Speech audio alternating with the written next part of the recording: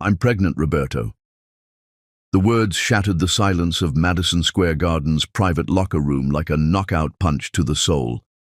Roberto Langford, undefeated heavyweight champion with fists worth $50 million, stood frozen as his world collapsed around him. Anne pressed the ultrasound photo against his chest with trembling fingers, her dark eyes blazing with joy and terror. 8 weeks. The doctor said everything looks perfect. Our baby Roberto. Our miracle. He stared at the grainy black and white image. Their child, barely the size of his thumb, but already changing everything. Just 40 minutes ago, he'd signed the contract that would make him the richest fighter in history. The catch? Marriage to Harrison Blackwell's Ice Queen daughter Charlotte within 6 months. Roberto's hands shook as he touched the ultrasound photo.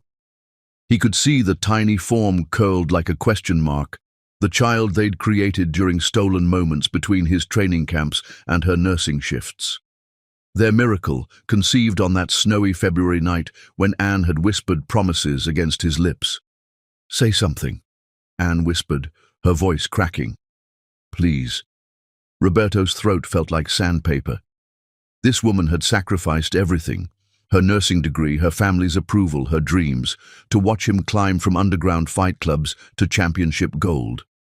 She'd held ice to his swollen face after brutal sessions, counted tip money for his protein shakes, and loved him in their cramped apartment like he was already a king. Anne had believed in him when he slept on gym floors and ate 1 meal a day. She'd whispered encouragement during those dark 3 a.m. moments when quitting seemed easier than fighting. "Roberto." Anne's voice trembled with hope and growing fear. "We talked about this, remember? You said when the time came, when we were ready." "That was before," he said, the words tasting like poison in his mouth. "Before what? Before you won the title? Before the money?" Her voice rose, desperation creeping in. "This is our baby, Roberto. Our family, everything we dreamed about." The locker room door exploded open. Harrison Blackwell strode in wearing a $10,000 suit, his silver hair perfectly styled, followed by his daughter Charlotte, a platinum blonde socialite who'd never thrown a punch or worked a day in her pampered life. "Langford!" Blackwell's voice boomed. "Tonight, after you destroy Morrison, we announce the engagement. My Charlotte deserves a champion." His cold eyes swept the room and landed on Anne with barely concealed disgust. "What's this situation?" Roberto's mouth went dry. In Blackwell's presence, the ultrasound photo in Anne's hands suddenly felt like evidence of a crime. Anne's face went white as death. Her eyes darted between Roberto and the newcomers, the ultrasound photo still clutched in her hand like a lifeline to everything she'd thought was real. "Who's this?" Charlotte's lip curled in disgust as she looked Anne up and down, taking in the second-hand dress, the worn shoes, the calloused hands of a woman who knew struggle. "Roberto, darling, you didn't mention you had company." "I'm Anne Johnson," Anne said, finding her voice despite the terror creeping up her spine. "Roberto's girlfriend, the mother of his—" "Girlfriend?" Charlotte's laugh was like breaking glass. "Oh, how precious. Roberto, you really must stop picking up these charity cases." Roberto's heart hammered against his ribs. One word from him could destroy everything Blackwell had promised.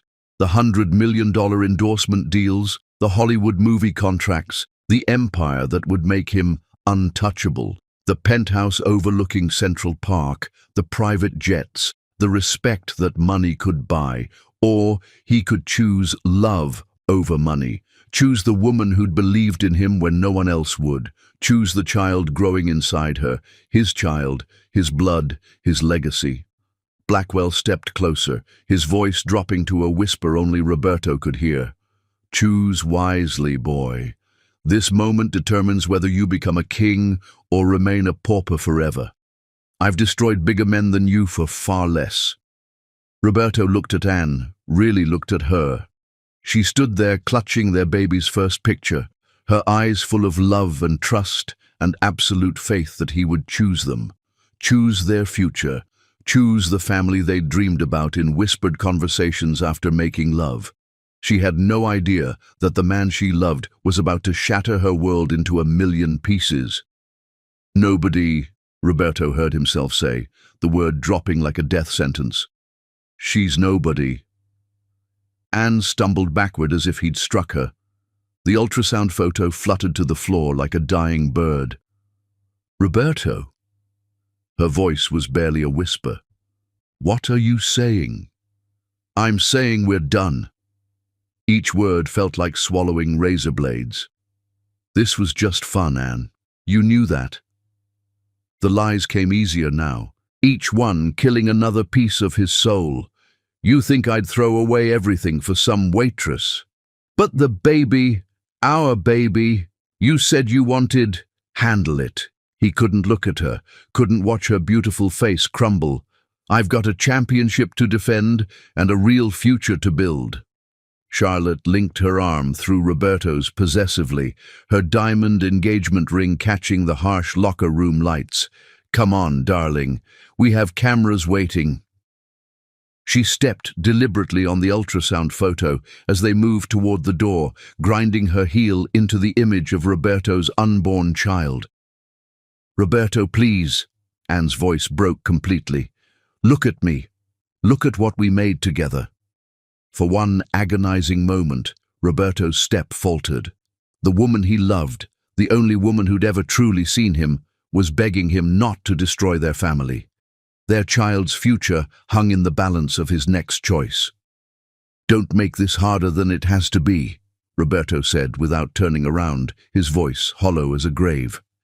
As they walked toward the door, Roberto heard Anne collapse onto the bench behind him, her sobs echoing off the concrete walls like the cries of a dying animal. The sound would haunt him for the rest of his life. Smart choice, boy, Blackwell whispered in Roberto's ear. Love doesn't pay the bills, power does. You just bought yourself an empire. And what did I sell? Roberto asked, though he already knew the answer. Your soul. But trust me, souls are overrated. Money is forever. Roberto didn't turn around. He couldn't, because if he looked back at Anne, beautiful, loyal Anne who'd just told him they'd created a miracle together, he might throw away $50 million and destroy his shot at immortality. But he could hear her behind him, whispering words that would echo in his nightmares. I loved you. God help me, I loved you more than life itself. The crowd's roar shook the walls as they walked toward the tunnel leading to the ring. 70,000 people chanting his name. Television cameras broadcasting his image to millions worldwide. This was his moment of glory. So why did it feel like he was walking to his own execution? In the tunnel, Charlotte pressed her body against his, whispering about their future. The mansion in Beverly Hills, the yacht in Monaco, the children they'd have who would inherit both empires. Children who would never know struggle, never know hunger, never know what it meant to choose between love and survival. Children who would never know they had a half-sister growing up in poverty because their father was too much of a coward to choose love over money. Behind them, Anne's cries grew fainter with each step. But Roberto could still hear her voice calling his name, still hear the desperation and disbelief that the man she'd given everything to could abandon her so completely. Roberto Langford was about to become the richest fighter in boxing history, and he'd just murdered his own soul to do it. The crowd erupted as he stepped into the arena lights, the championship belt gleaming around his waist. Cameras flashed like lightning. Charlotte waved to the crowd like a queen claiming her throne. But all Roberto could hear was Anne's broken voice echoing through his mind. Our baby, Roberto, our miracle, a miracle he'd just abandoned for 30 pieces of silver and a crown that suddenly felt like it was made of thorns. The referee called him to center ring.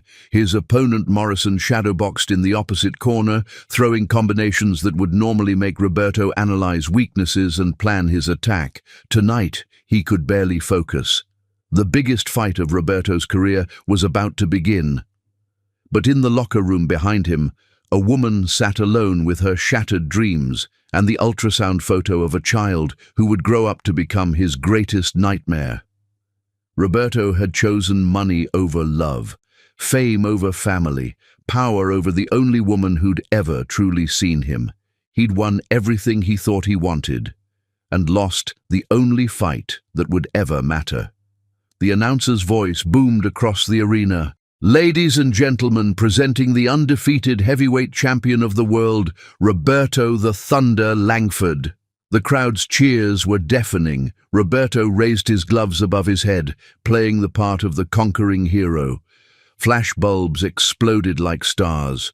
This was the moment every fighter dreamed of, standing at the center of the universe, undefeated and unstoppable. But behind the roar of the crowd, he could still hear Anne's sobs. Behind the blinding lights, he could still see her face crumbling when he called her nobody.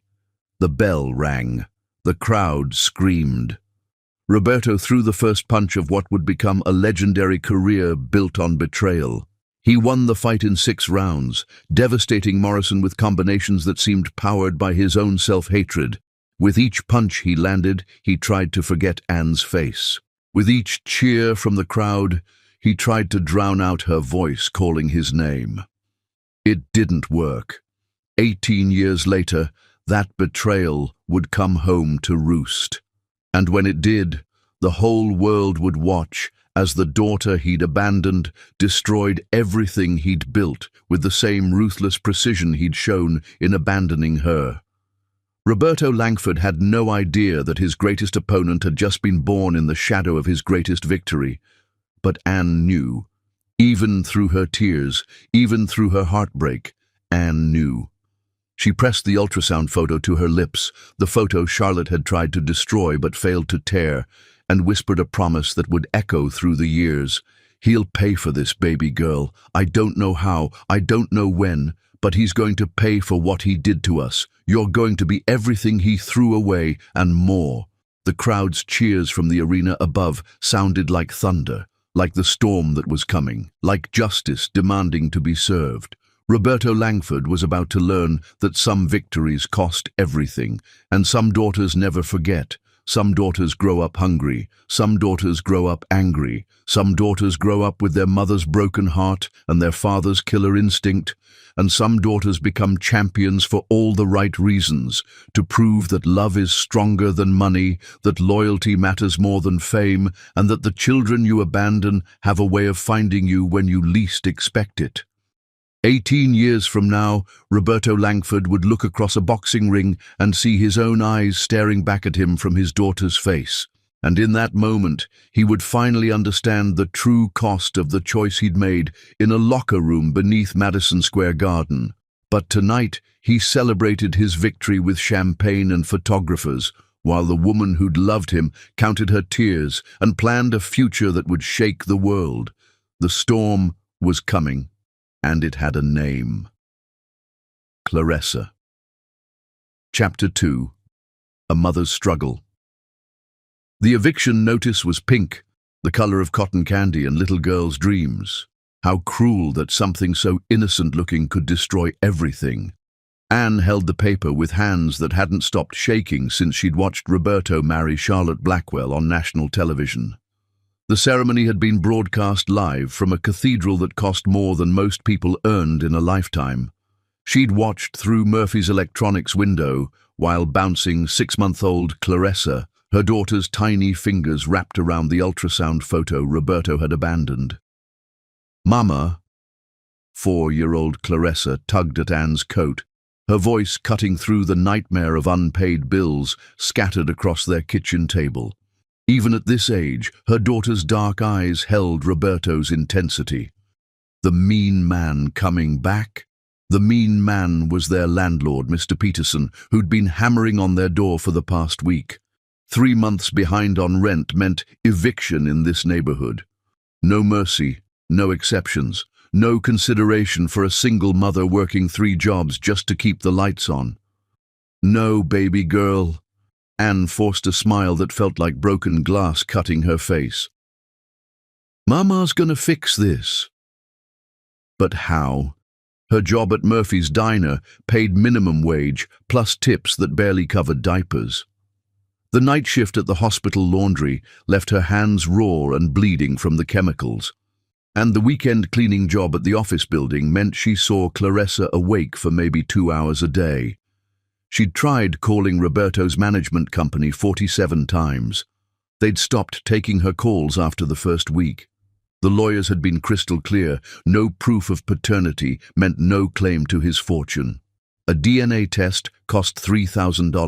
$3,000 she didn't have to prove what she already knew in her heart.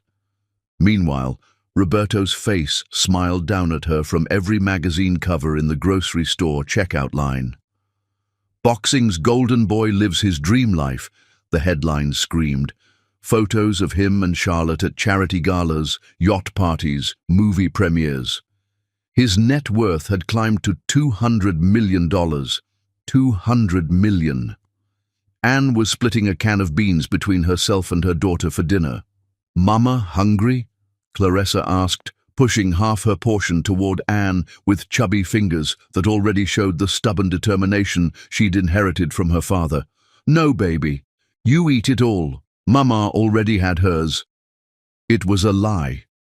Anne hadn't eaten a full meal in 4 days, but watching Clarissa smile as she devoured the beans, watching her daughter thrive despite everything, made the gnawing hunger in her stomach disappear.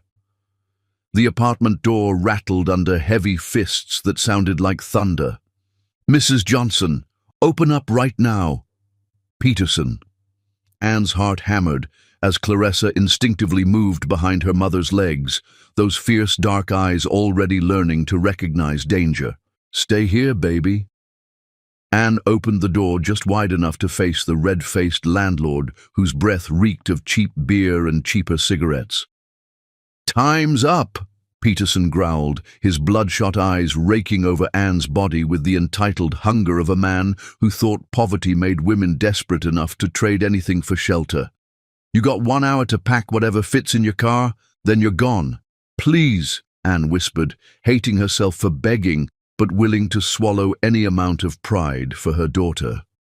"I just need 2 more weeks. I'm getting a second job at the hospital." "Should have thought of that before you spread your legs for some fighter who don't want you." His cruel smile revealed yellow teeth.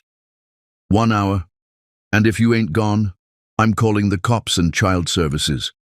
Pretty little girl like that shouldn't be living with a mother who can't provide." The threat hit Anne like a physical blow. Child services.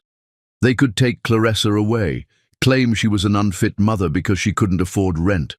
Her daughter could disappear into the system, become another forgotten statistic. Peterson stomped away, leaving Anne trembling in the doorway with the taste of terror in her mouth. "Mama?" Clarissa appeared beside her, those Roberto fierce eyes blazing with an anger that should have been impossible in a 4-year-old. "That man can't talk to you like that."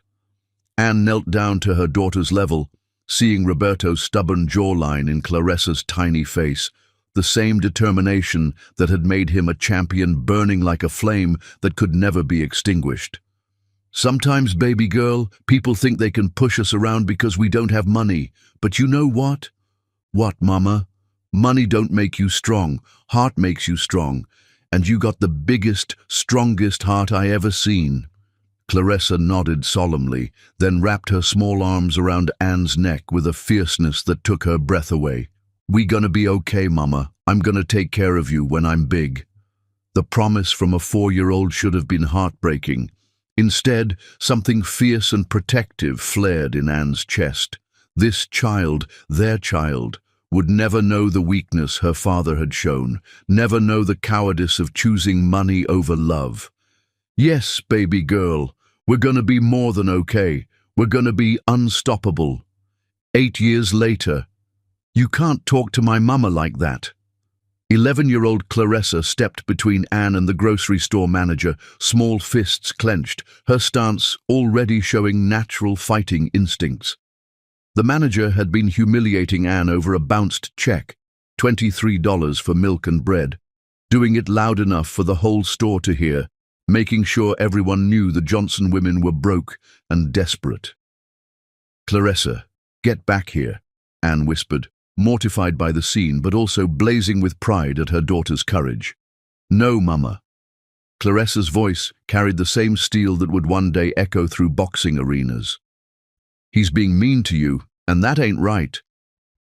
The manager, a soft, pale man who'd never faced real hardship, looked down at the fierce child with amusement.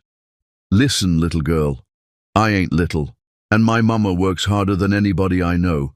She got 3 jobs and still finds time to help me with homework and make me breakfast every morning and read me stories, even when she's so tired she can barely stand up. So you better show some respect before I make you."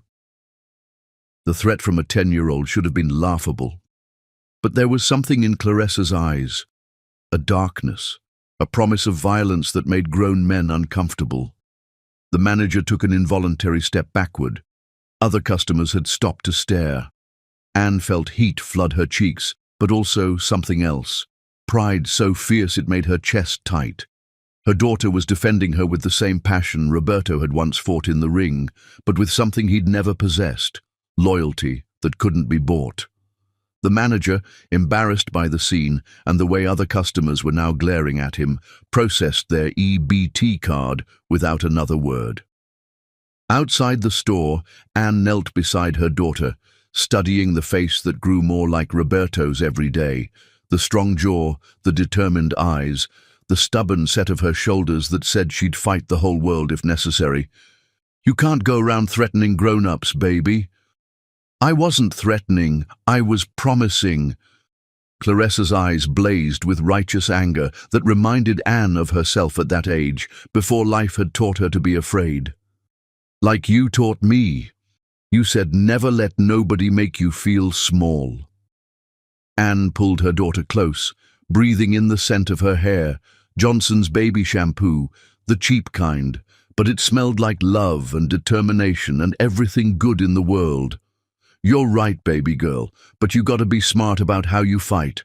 Some battles you win with words, some you win with your fists, and some—" She thought of Roberto, of the choice he'd made 10 years ago, of the empire he'd built on the foundation of their destroyed love.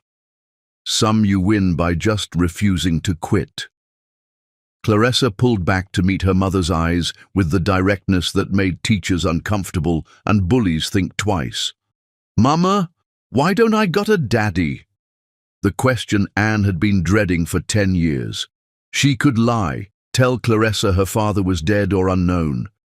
But looking into those honest, fierce eyes, Roberto's eyes, she knew her daughter deserved the truth that would shape her into the warrior she was destined to become.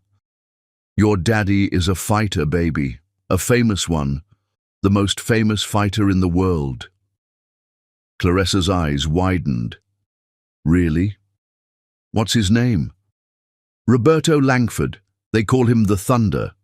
Why don't he live with us? Why don't he help us?" Anne felt the familiar knife twist in her chest. "Because he made a choice a long time ago to walk away from us. He chose money and fame over his family. Why? Because he was scared. Scared of loving someone more than his money and his fame. Scared of being responsible for people who needed him." Clarissa processed this with the serious expression of a child forced to grow up too fast, her mind already working through the implications. "His loss," she said finally, her voice carrying a coldness that chilled Anne to the bone. "I wouldn't want a daddy who was scared anyway. Scared people are weak." Anne laughed, despite the tears threatening to fall. "That's my girl. That's my champion." They walked home to their latest apartment, a one-bedroom in the worst part of town where gunshots were lullabies and sirens were morning alarms, but it was theirs. Clarissa chattered about her day at school, about the bullies she'd faced down with words and fists, about the A she'd gotten on her math test despite doing homework by candlelight when the power got shut off. That night, as Clarissa slept beside her in their shared bed, the only bed they could afford, Anne stared at the ceiling and made a promise that would echo through the years. Her daughter would never know hunger like she had, never know the helplessness of having no choices. Whatever it took, however many jobs she had to work, however much she had to sacrifice, Clarissa would have every opportunity Roberto's money could have provided, without his help, without his name, with nothing but the love that had never stopped burning in Anne's heart, and the fire that already blazed in their daughter's eyes like a star waiting to explode. Roberto Langford had walked away from his family, but his daughter was about to walk straight toward him, and when she did, the world would tremble. 4 years later. "Mama, I know what I want to be when I grow up." 14-year-old Clarissa stood in their kitchen doorway, her school clothes torn, her knuckles raw and bloody, and a light in her eyes that Anne hadn't seen since Roberto used to talk about his dreams. "What happened to you, baby girl?" "I found it, Mama. I found what I was born to do." Anne's heart stuttered. She'd seen that exact expression on Roberto's face 15 years ago when he'd told her about his first amateur victory. The same fire, the same certainty, the same dangerous passion that had ultimately destroyed everything they'd built together. But this was different. This was her daughter, her Clarissa. And unlike Roberto, this child had been forged in the fires of abandonment and struggle, tempered by a mother's unbreakable love and a hunger that could never be satisfied by anything less than total victory. "Found what?" "Boxing, Mama. I can fight. I mean really fight." The word hit Anne like a punch to the chest. Boxing. The sport that had given her Roberto and then taken him away. The sport that had built their love and then destroyed it. The sport that had made her baby's father a millionaire and left his daughter counting pennies for school lunch. "Baby." "No, Mama. Listen to me." Clarissa's voice carried a conviction that made Anne's blood freeze. "I broke Tommy Martinez's nose today. One punch. And it felt like coming home." Anne stared at her daughter, this fierce, beautiful child who had Roberto's eyes and her own unbreakable spirit, and realized that fate had been preparing for this moment since the night Roberto walked away. Her daughter was about to enter the world that had destroyed their family, and she was going to conquer it completely. The war Roberto had started 18 years ago was about to begin, and he had no idea his greatest enemy had just been born. Chapter 3. The love that was 5 years earlier, Anne's memory. The thunderstorm that changed everything started at 3:17 a.m. on a Tuesday in March. Anne jerked awake to desperate fists pounding on her apartment door, not the angry hammering of bill collectors, but something raw and rhythmic like a dying heartbeat. She wrapped her robe around her nursing scrubs and peered through the peephole. A man stood in the hallway, soaked to the bone, blood trickling from a cut above his left eye. She'd never seen him before, but something about the way he held himself, proud despite being beaten down, made her unlock the door. "Please," he gasped, leaning against the doorframe. "I just need somewhere to clean up. I got jumped outside the gym, and I live 20 blocks from here. I saw your light." Roberto Langford looked nothing like the polished champion he'd become. No designer suits, no entourage, no cameras, just a struggling fighter in torn jeans and a blood-stained tank top, asking for kindness from a stranger. "Oh my God, you're hurt." Anne's nursing instincts kicked in. She pulled him inside, not caring that he was dripping on her clean floor. "I'm fine," he insisted, then promptly swayed on his feet. "Sit." She guided him to her kitchen table, a thrift store find she'd painted sunshine yellow. "Let me look at that cut." As she cleaned his wound, Roberto studied her face in the soft lamplight. Anne was beautiful in a way that had nothing to do with makeup or expensive clothes. Her dark skin glowed with natural warmth, and her hands were gentle but sure. "You're a nurse?" he asked, wincing as she applied antiseptic. "Nursing student. Final year?" She focused on his cut, trying to ignore how her pulse quickened when his eyes met hers. "This needs stitches." Can't afford a hospital. I can do it, if you trust me. Roberto had never trusted anyone in his life. Growing up in foster care had taught him that people always wanted something. But there was something different about this woman who'd opened her door to a bloody stranger without asking questions. "What's your name?" he asked as she prepared the suture kit. "Ann Johnson." "And you are?" "Roberto. Roberto Langford." "Well, Roberto Langford, this is going to hurt. I can handle pain." She began stitching, and he didn't flinch once. Instead, he told her about the gym where he trained, how he was fighting his way up from nothing, how tonight's beating had come from fighters whose manager he'd refused to bribe. "Why do it?" Anne asked, tying off the final stitch. "Why put yourself through this?" "Because when I'm in that ring, I'm not a throwaway kid nobody wanted. I'm not poor or desperate or forgotten. For those few minutes, I'm everything I was meant to be." Anne's hand stilled on his face. She understood that feeling, the desperate need to prove you were worth something. "There," she whispered, "all done." Roberto reached up and covered her hand with his. His touch was rough from years of training, but it was the gentlest thing Anne had ever felt. "Thank you. Don't mention it." "No, I mean, thank you for seeing me. Not what I might become, not what I'm fighting for. Just me."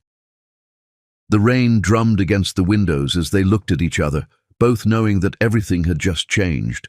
Roberto should have left then, should have walked back into the storm and continued his solitary climb to the top. Instead, he asked, "Would you like to get coffee sometime?" 3 weeks later, they were inseparable. Anne had never experienced love like Roberto's, complete devotion and wild passion. He treated her like precious treasure, bringing flowers he couldn't afford and staying up all night helping her study for exams. "You're going to be famous someday," Anne whispered one night as they lay intertwined, their skins still glowing from lovemaking that left them breathless. "We're going to be famous," Roberto corrected, pulling her closer. "You think I'm doing this for me? Anne, baby, I'm fighting for us, for the life we're building together." He traced patterns on her bare shoulder, his calloused fingers creating fire wherever they touched. "Tell me," she breathed against his neck. "Tell you what?" "Tell me about our life, the one we're going to build." Roberto's eyes lit up like a child's on Christmas morning. "First thing I'm buying you is a house, not some mansion.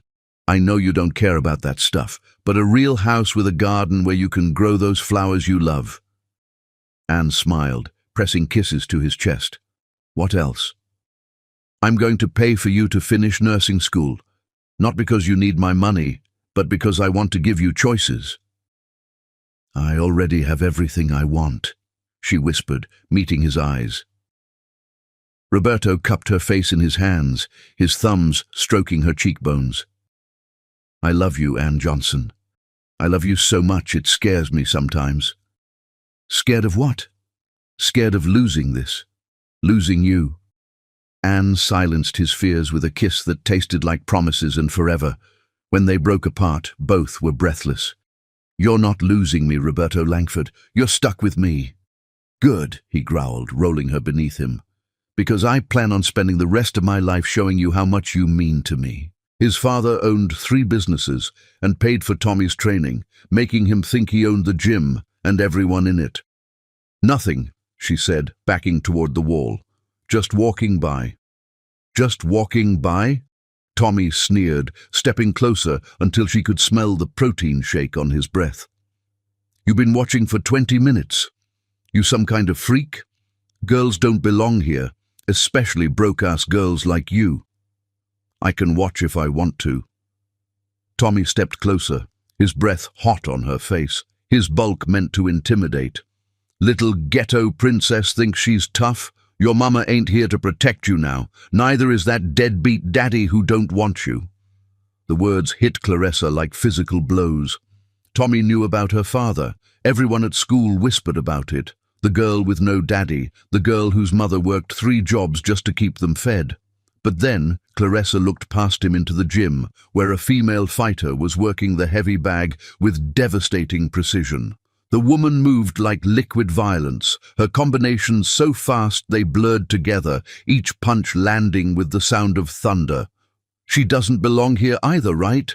Clarissa said, nodding toward the female fighter. Tommy glanced back and laughed. "Rosa, she's different. She's actually good. Won the state championship 3 times. You're just some wannabe watching through windows like a homeless dog begging for scraps." "How do you know I'm not good?" "Because you're a girl. Because you're poor. Because you don't got what it takes." Tommy shoved her hard enough to slam her back against the brick wall, the impact driving the air from her lungs. "Because you're nothing, just like your daddy thinks you are."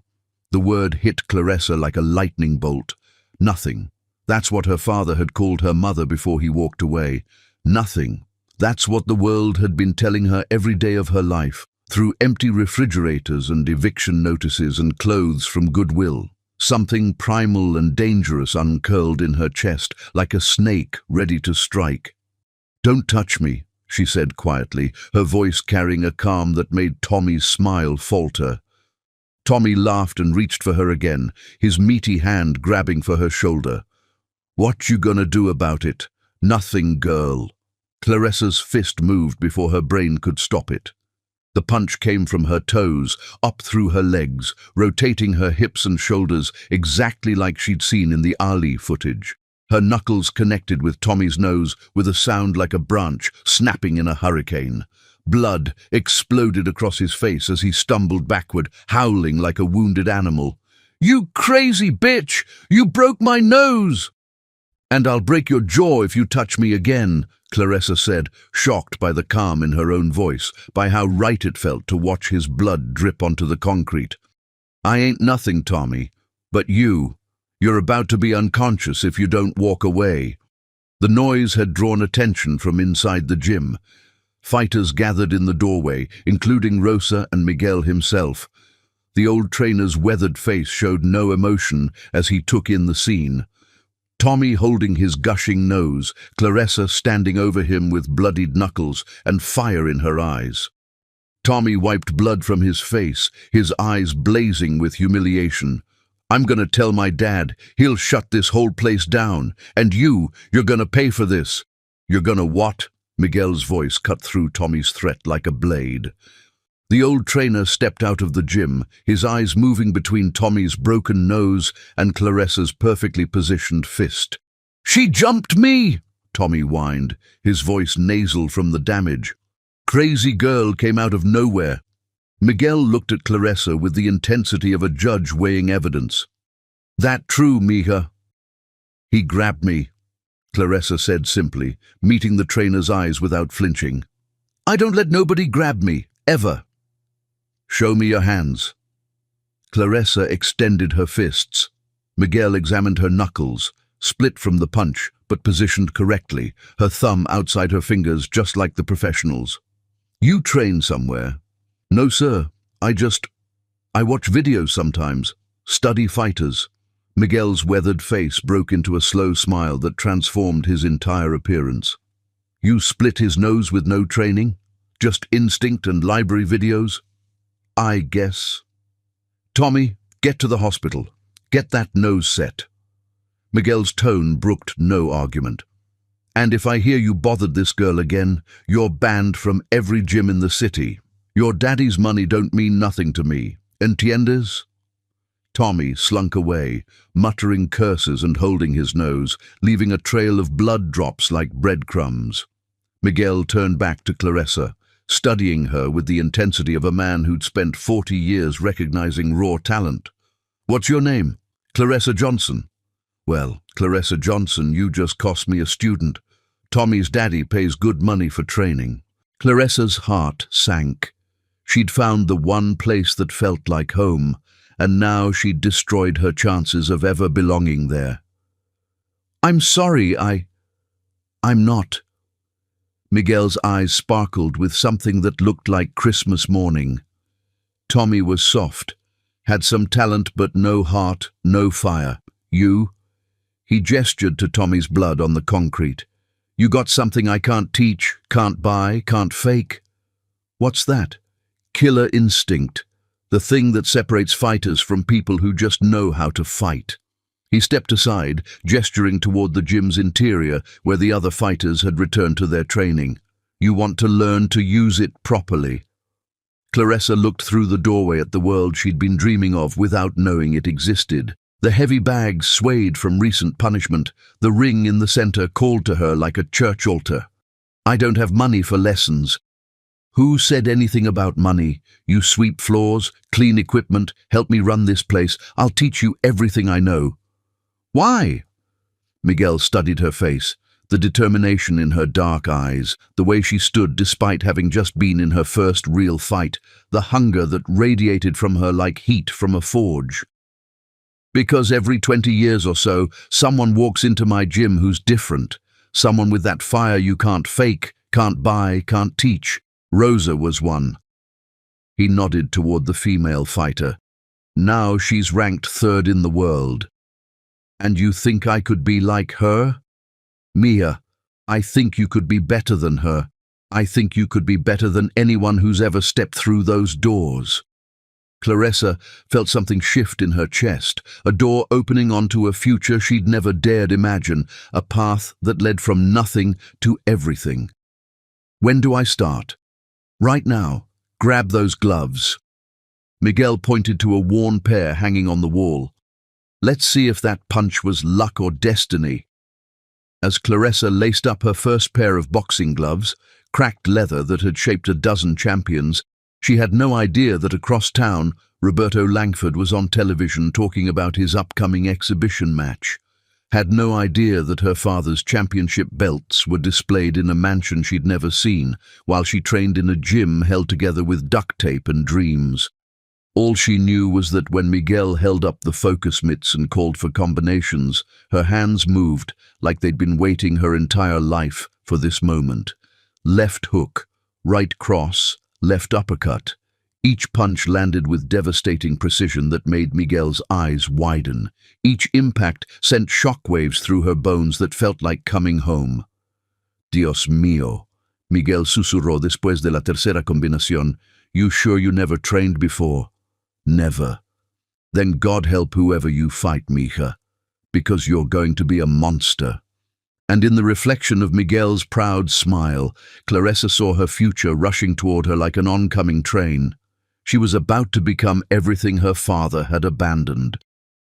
The only question was whether the boxing world was ready for the storm that had been brewing for 14 years in the heart of a girl who'd been called nothing.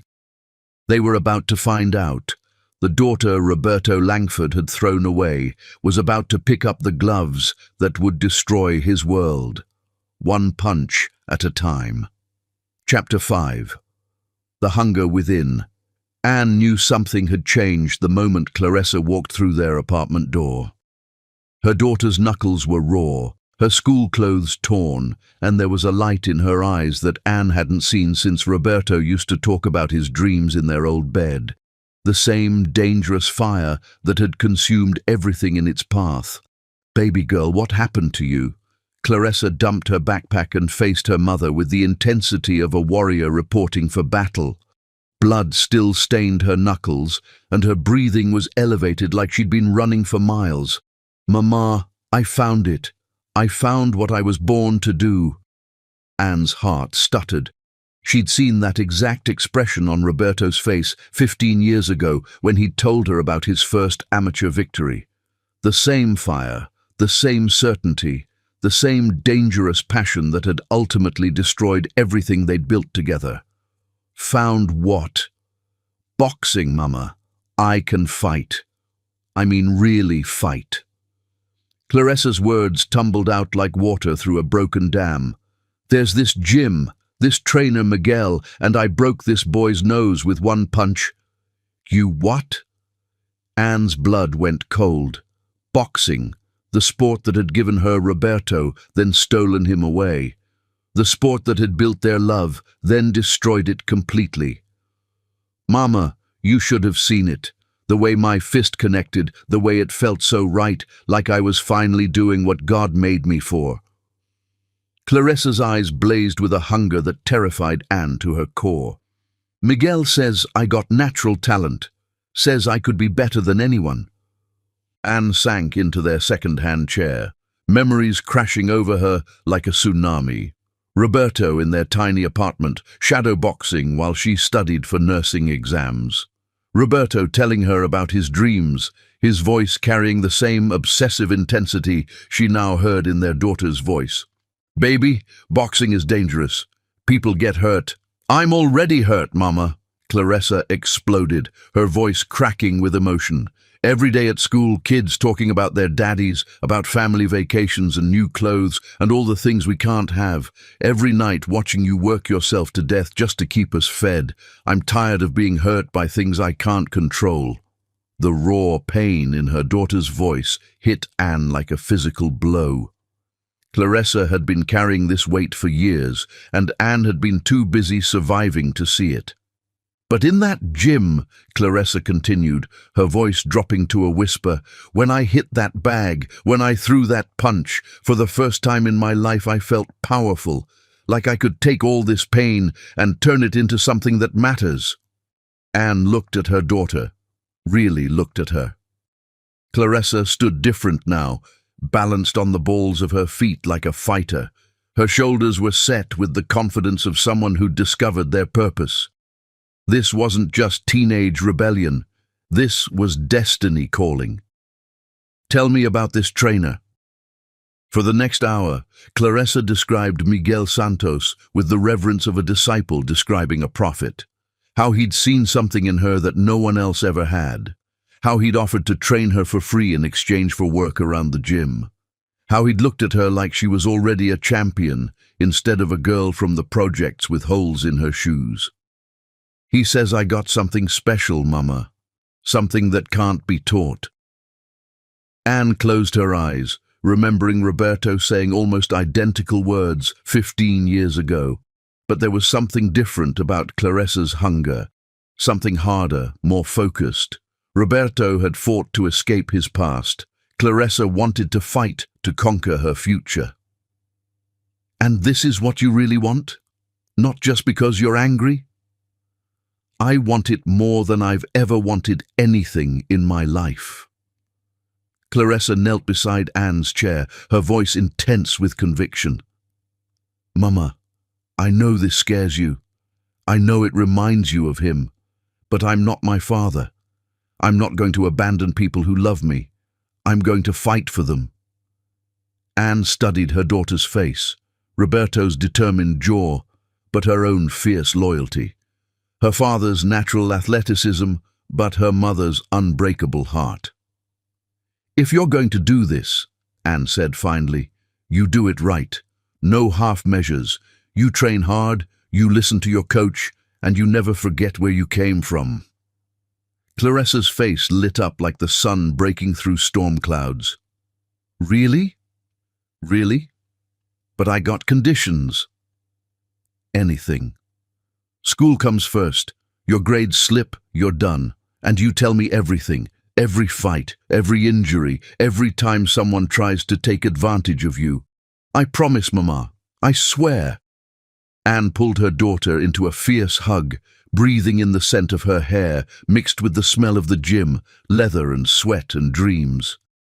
"Then go show the world what a Johnson woman can do." 3 months later. The transformation was nothing short of miraculous.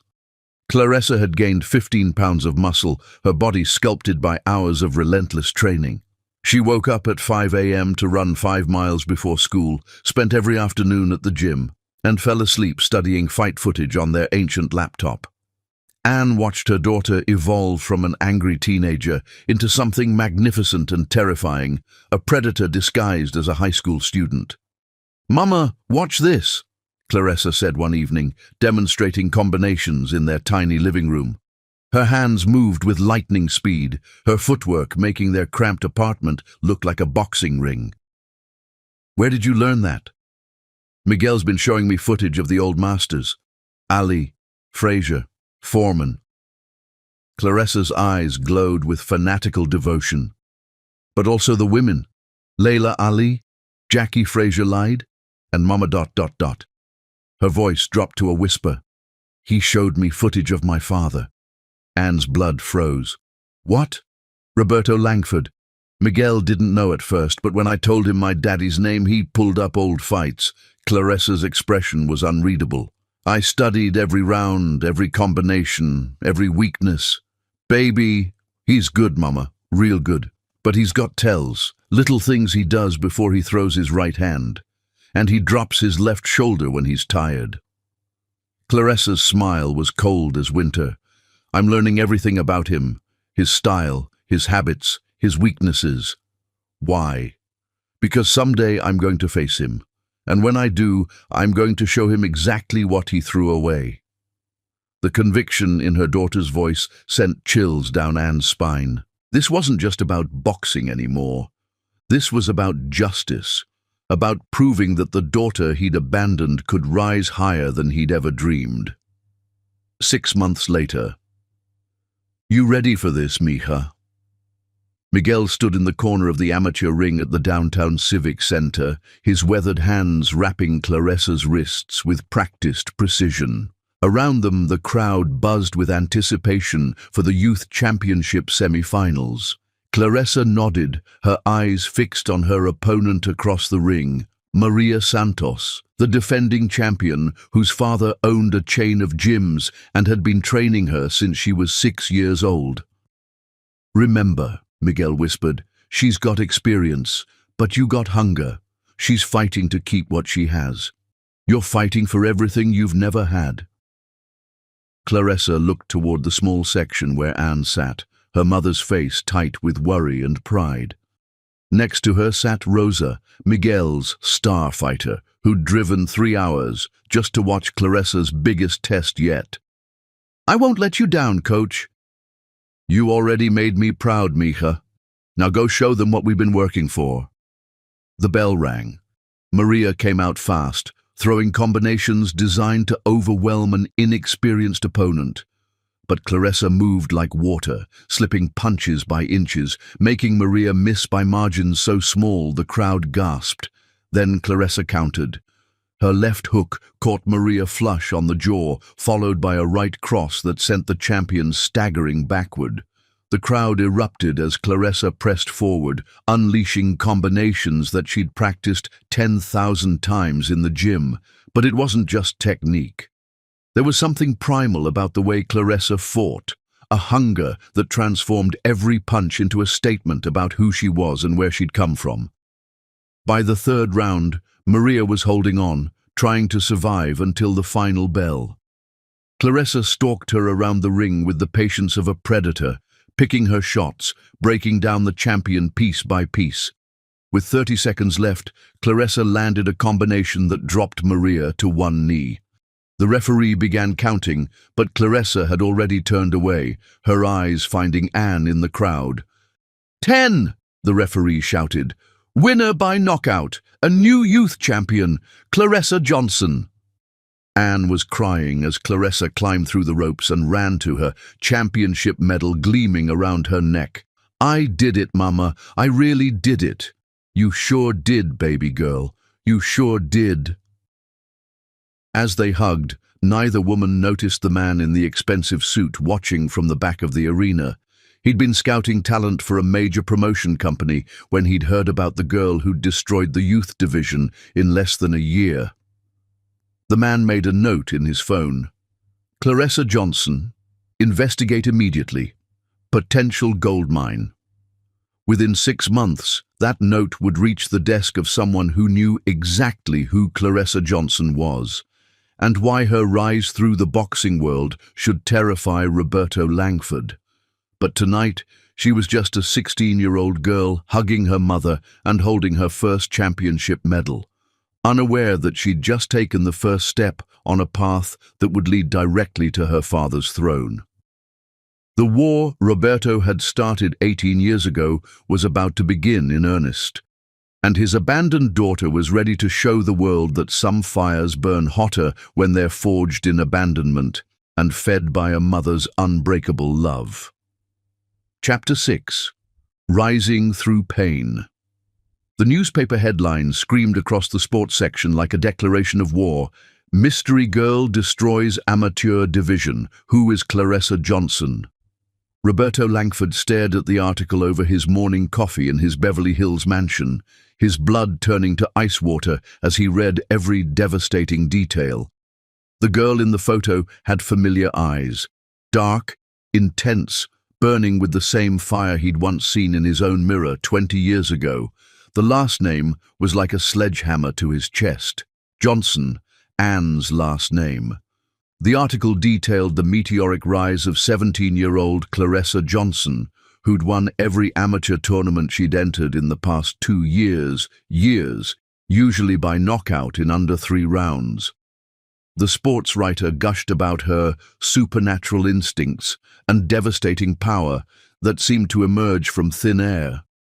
But Roberto saw something else in the photo that made his hands shake like an old man's. The way she held herself in the ring, the predatory angle of her shoulders, the cold, calculating determination in her eyes that reminded him of himself at that age, hungry, desperate, willing to destroy anyone who stood between him and greatness. The resemblance wasn't just striking, it was terrifying. "Darling, you look like you've seen a ghost." Charlotte glided into their marble kitchen, wearing a silk robe that cost more than most people's cars. After 18 years of marriage, she'd maintained her ice, queen beauty through expensive procedures and colder discipline. "Just reading about some amateur boxer," Roberto said, folding the newspaper before Charlotte could see it, his voice betraying nothing of the earthquake happening inside his chest. But his hands shook as he set down his coffee cup, and Charlotte's razor-sharp instincts caught the tremor immediately. "You seem unusually interested in amateur boxing all of a sudden." Charlotte's voice carried that surgical edge that had cut down business rivals and social climbers for 2 decades. "Anyone I should know about?" "No one important," Roberto lied, the words tasting like poison in his mouth. But as Charlotte poured herself coffee and began discussing their upcoming charity gala, the one where they'd pretend to care about disadvantaged children while never acknowledging the daughter Roberto had abandoned, his mind raced with mathematical certainty. 17 years old, Anne's last name, the same killer instinct that had made him a champion, the same ruthless precision he'd used to destroy opponents. This wasn't coincidence, this was reckoning, this was the child he'd thrown away, grown strong enough to threaten everything he'd built on that betrayal. Across town, Murphy's diner. Anne burst through the door like a woman possessed, the same newspaper clutched in her hands like a battle flag. Her heart hammered with pride and terror as she searched for Miguel in his usual corner booth. "Did you see this?" she shouted across the diner, not caring that other customers stared at the crazy woman waving a newspaper. "Did you see what our baby girl did?" Miguel looked up from his eggs and fight tapes, his weathered face breaking into a grin that could have powered the entire city. "See what, Hermana?" Anne slammed the newspaper down on the table hard enough to rattle his coffee cup. The headline and photo of Clarissa holding her championship belt filled half the page, her daughter's face radiating the quiet confidence of someone who'd never tasted defeat.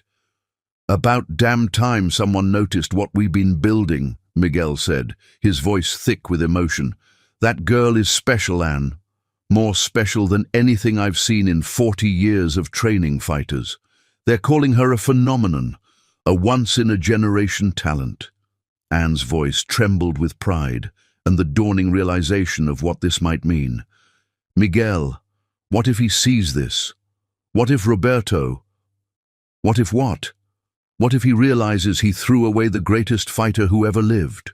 Miguel's eyes blazed with the fierce protectiveness of a man who'd watched Clarissa grow from an angry teenager into a devastating force of nature. "That girl has been carrying rage for 17 years. Now she's finally found a way to turn it into pure destruction." Anne sank into the booth across from him, her emotions warring between maternal pride and the terror of what might come next. "I'm scared, Miguel. What if she gets hurt? What if she becomes obsessed with revenge and loses herself? What if she becomes like her father?" Miguel finished, reaching across to squeeze Anne's hand. "Listen to me, Hermana. That girl has been in my gym every single day for 3 years. She helps other fighters when they're struggling. She encourages the young ones when they want to quit. She never complains when I make her clean equipment or run errands for pocket change. She's got her father's talent but your heart. That combination, that's what makes her so dangerous to anyone who tries to stop her." "But what if Roberto finds out about this article? What if he comes after her?" Miguel's smile turned predatory, dangerous. "Hermana, let him come. That girl's been waiting her whole life for a chance to show her father what he threw away. And when that day comes—" He gestured to the newspaper photo of Clarissa, victorious and unbroken. "Roberto Langford is going to learn that some storms destroy everything in their path." Meanwhile, Roberto's private sanctuary. Roberto locked himself in his private gym and pulled up footage of Clarissa's fights on his tablet, each video confirming his worst fears and greatest amazement. He'd been secretly following her career for months, unable to look away from the train wreck he'd created. The girl moved like him. Same footwork, same instinctive head movement, same ability to time opponents and exploit their weaknesses with surgical precision. But there was something else, something harder and more focused than his fighting had ever been. She fought like someone with nothing to lose and everything to prove. She fought like someone who'd been abandoned and had turned that abandonment into weapons. She fought like his daughter. His phone buzzed with a text from his manager. "Saw the article about that Johnson girl. Want me to look into her? Could be good for your exhibition tour. Might even generate some publicity if we can get her on your undercard." Roberto stared at the message for 20 minutes, his thumb hovering over the keyboard. One word from him could bring Clarissa into his orbit.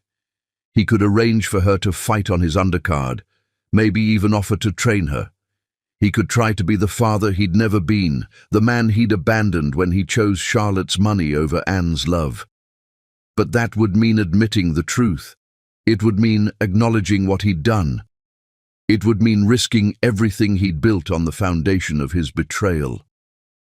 Roberto deleted the message without responding, but the guilt ate at him like acid. 6 months later, the professional debut. The crowd at the downtown arena crackled with electric anticipation as Clarissa stepped through the ropes for her professional debut. The local boxing commission had fast-tracked her license after her amateur dominance, and tonight she would face her first paid opponent. Anne sat ringside, her hands clasped so tightly her knuckles were bone white. Beside her, Rosa had driven 3 hours just to witness this historic moment. "You nervous, Mama?" Rosa asked, studying Anne's tense face.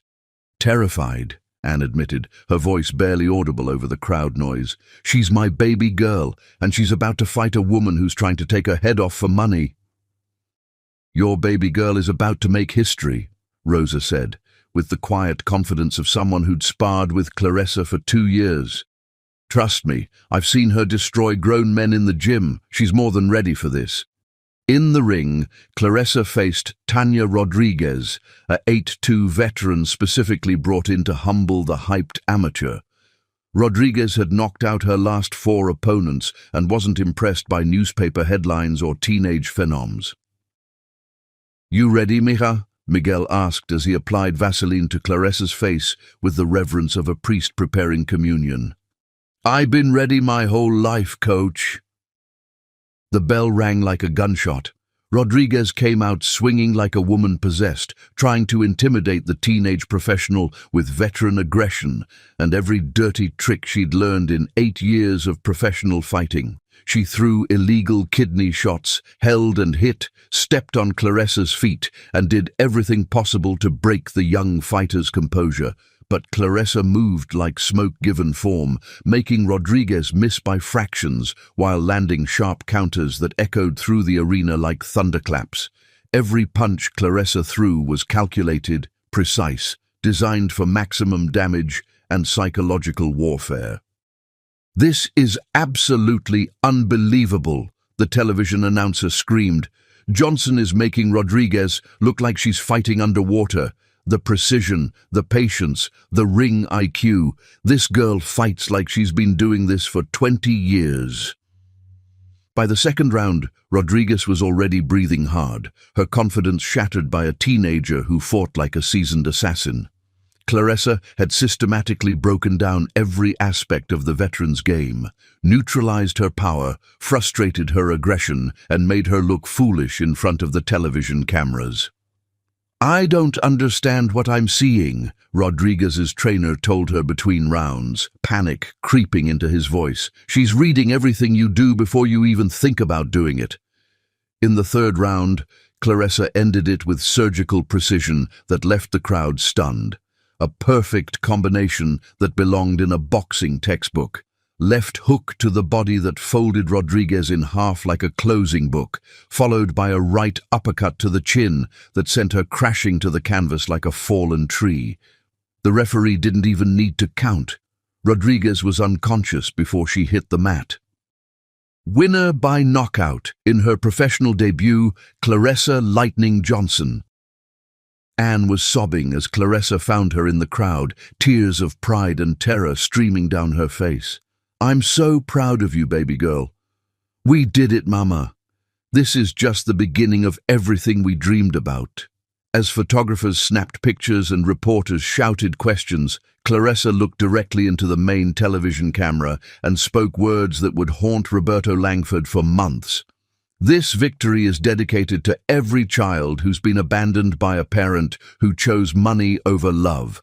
We don't need their names or their money or their approval. We just need the fire they left burning inside us when they walked away."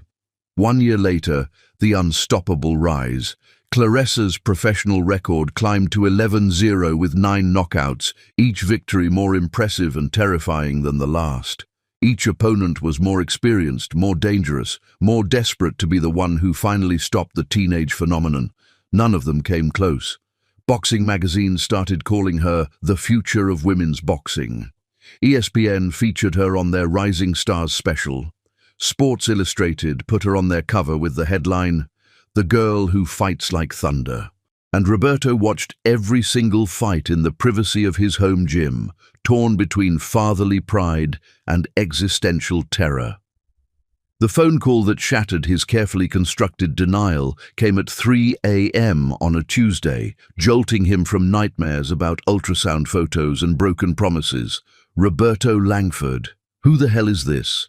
"Marcus Webb from ESPN. I'm working on a feature about rising boxing stars, and I wanted to ask you about Claressa Johnson." Roberto's blood turned to Arctic water. "I don't know any Claressa Johnson." "Really?" Webb's voice carried the excitement of a reporter who'd stumbled onto the story of the decade.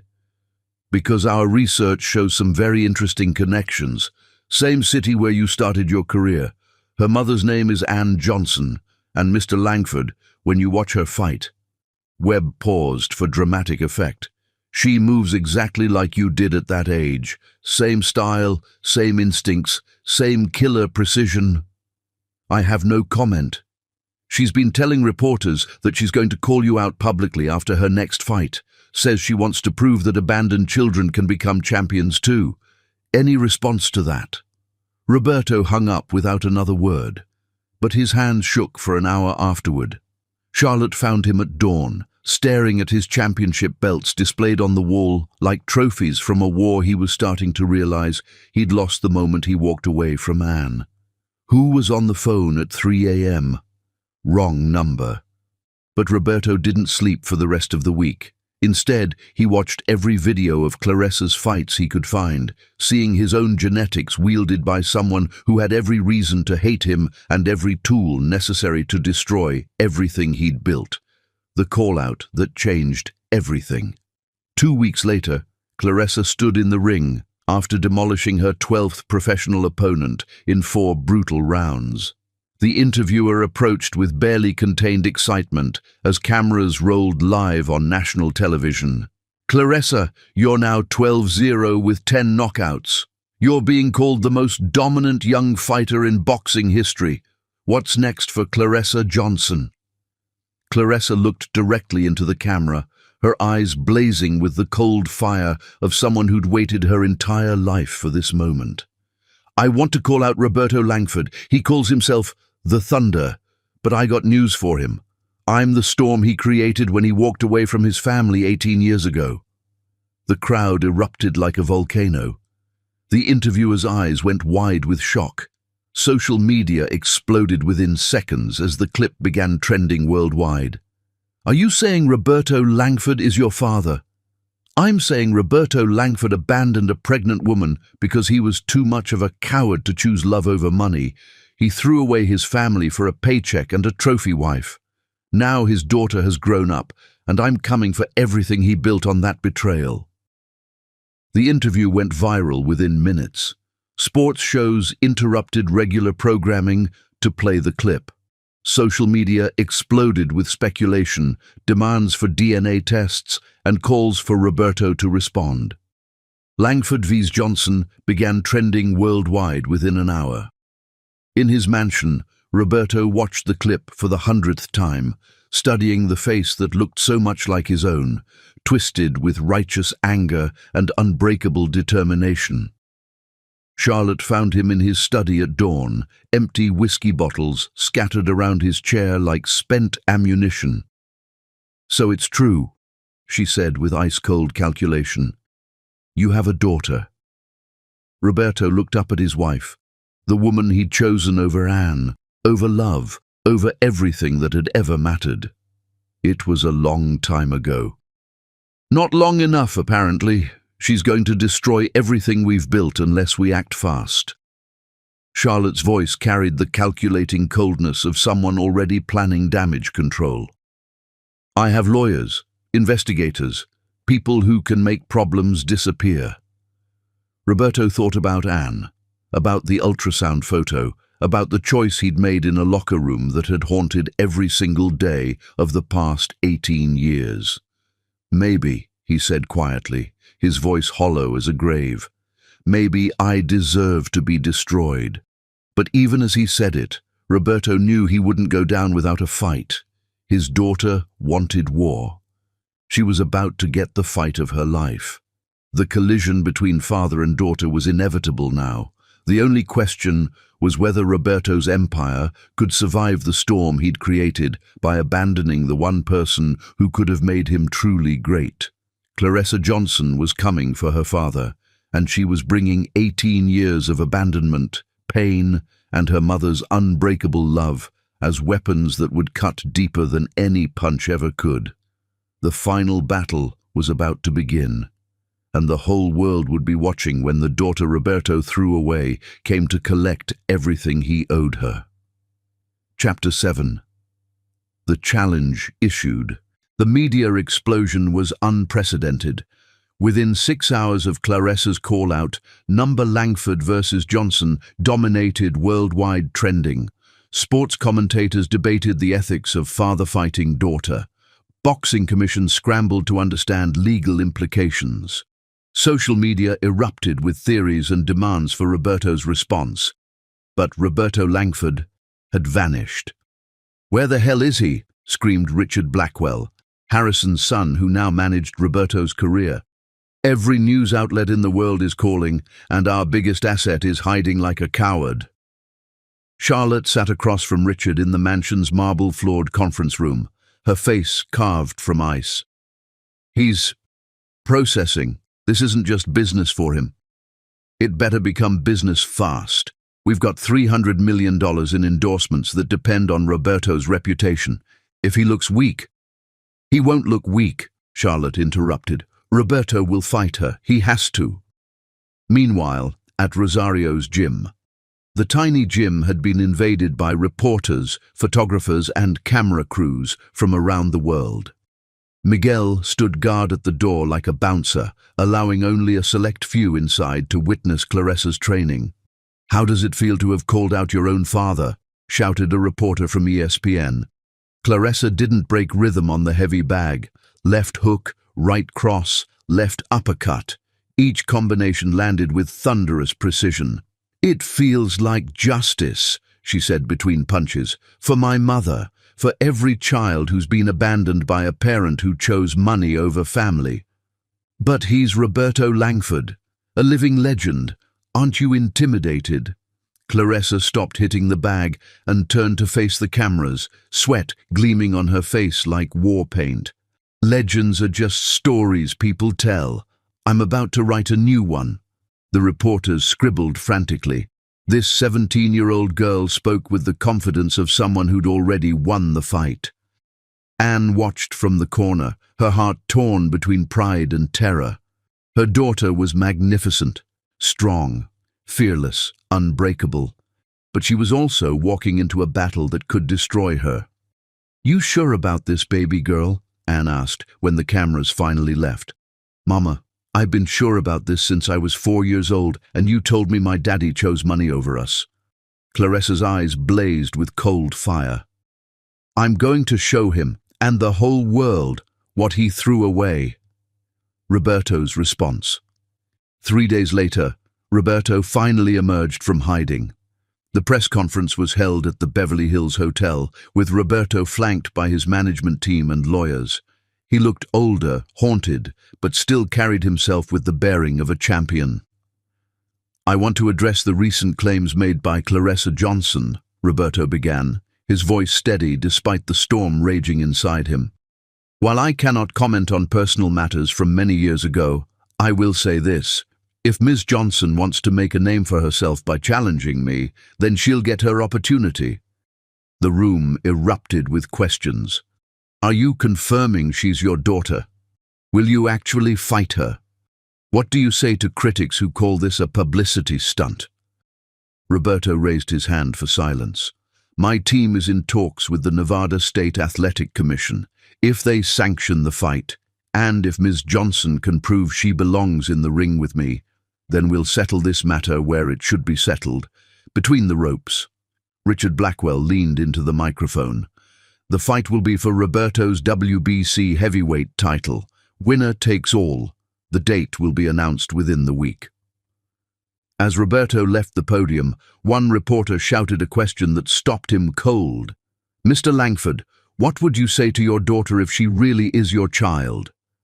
Roberto turned back, his face a mask of pain and pride.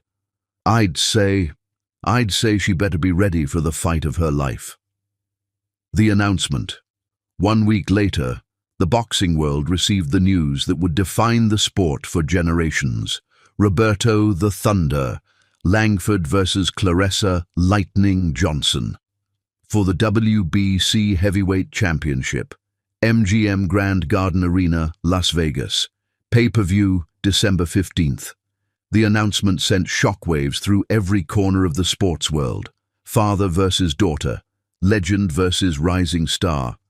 The ultimate family drama played out on boxing's biggest stage, Anne's plea.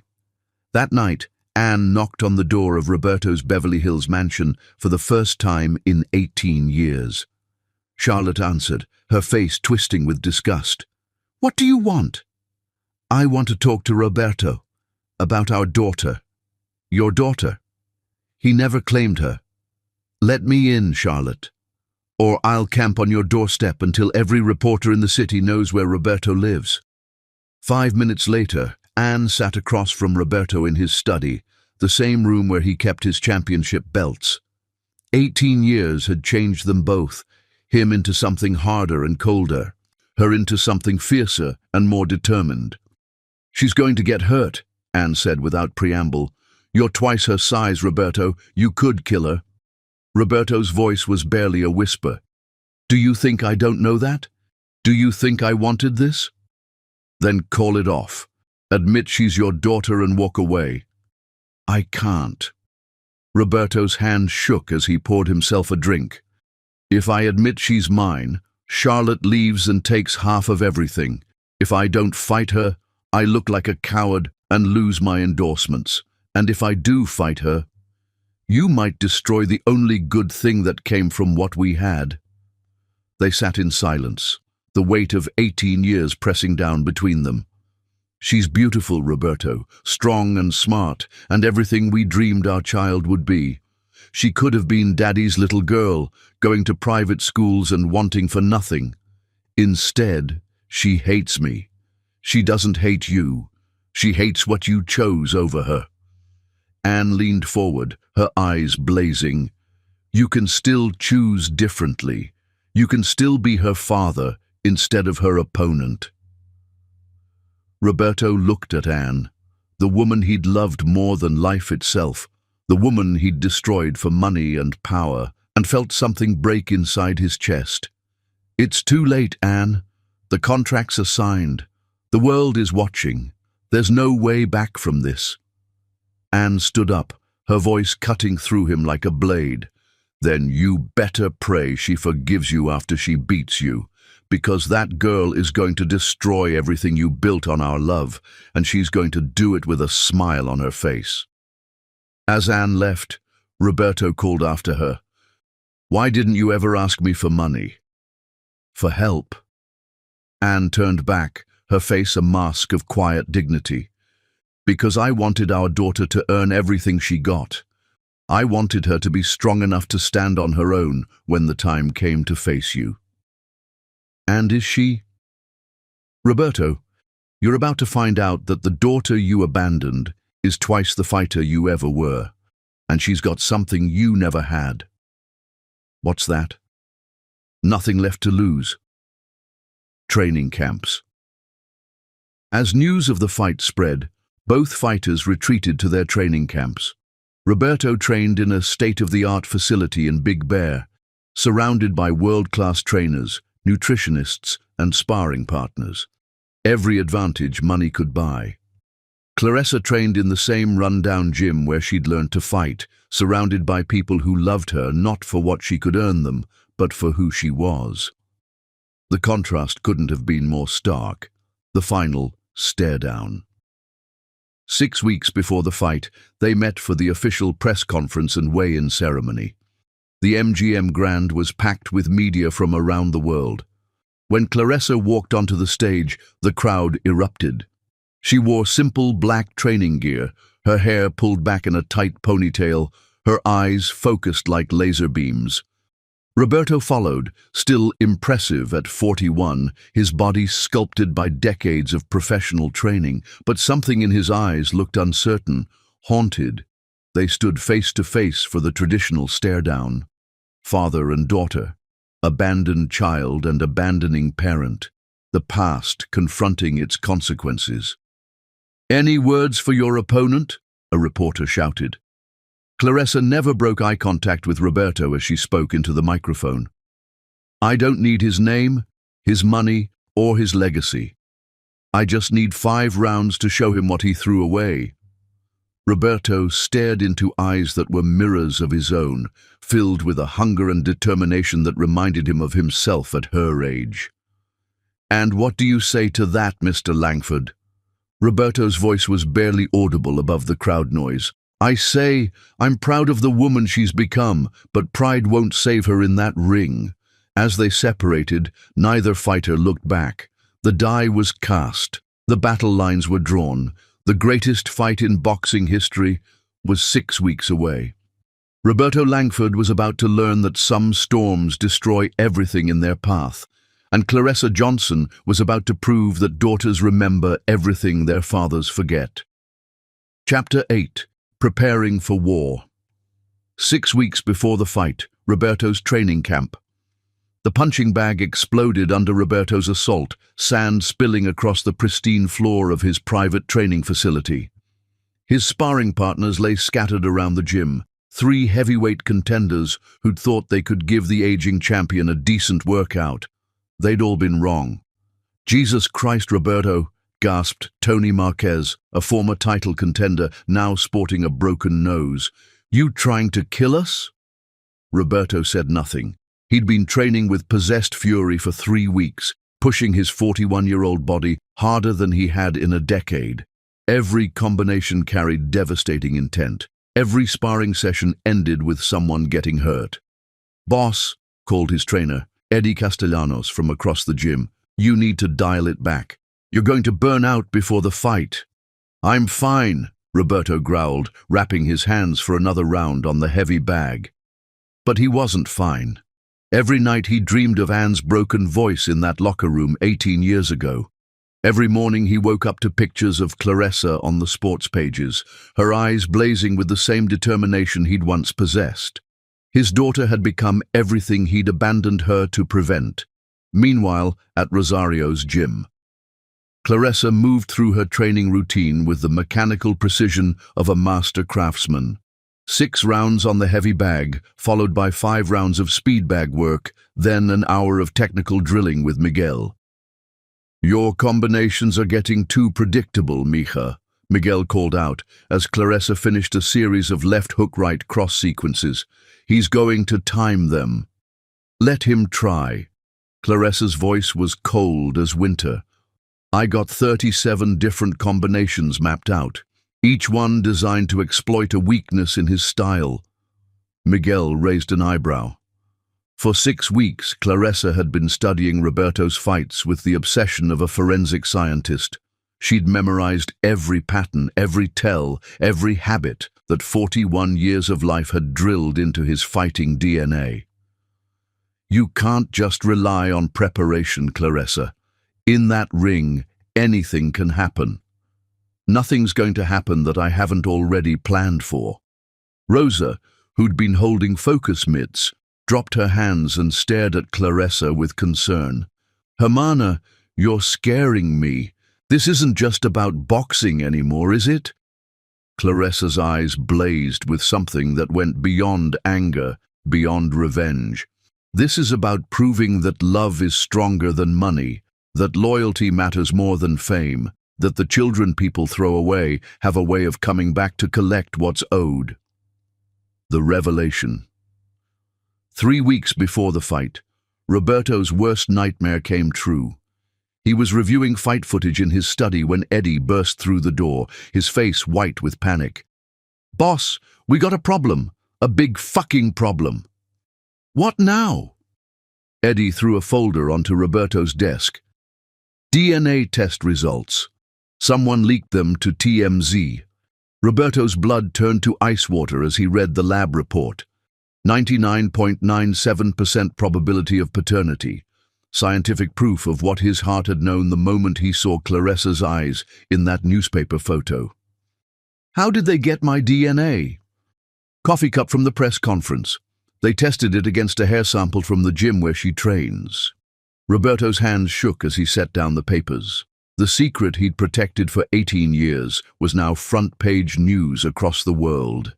His phone immediately started ringing. Richard Blackwell's name flashed on the screen. "You better have an explanation." Richard's voice was ice-cold fury. "Because my father is talking about pulling all sponsorship deals." "It changes nothing," Roberto said. "The fight goes on as scheduled." "It changes everything. You're about to fight your own daughter on pay-per-view. Do you have any idea what this looks like?" "It looks like justice," Roberto said quietly, surprising himself. Charlotte's ultimatum. That night, Charlotte cornered Roberto in their bedroom, her face a mask of cold calculation. "I want her eliminated," she said without preamble. "What?" "Not killed, you idiot. Discredited, destroyed. I've hired investigators to dig up every piece of dirt on that little ghetto princess and her crack-whore mother."